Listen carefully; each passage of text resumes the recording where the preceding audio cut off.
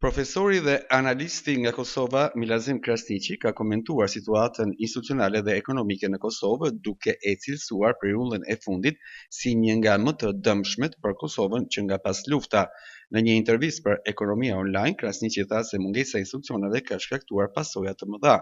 Padyshim mungesa e institucioneve është shkatërrimtare për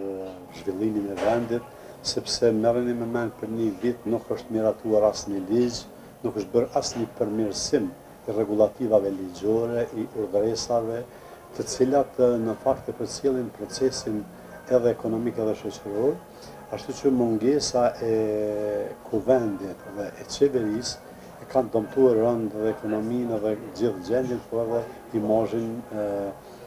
ndërkombëtar të vendit tonë, sepse kjo jep imazhin që jemi si shoqëri e paaft për të formuar institucione. Të gjitha këto janë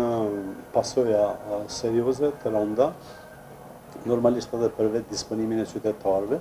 sepse u zvogëlon shpresën, u dobëson vetbesimin në shoqëri dhe në shtet. Sa i përket idesë së miratimit të buxhetit nga kuvendi pa u zgjedhur qeveria, Krasniqi e cilësoi veprim jo ligjor, por edhe mbi të gjitha e sheh si një propagandë politike. Ai në fund theksoi se zgjidhja për të dalë nga gërçi ka ekzistuar, por jo edhe vullneti politik.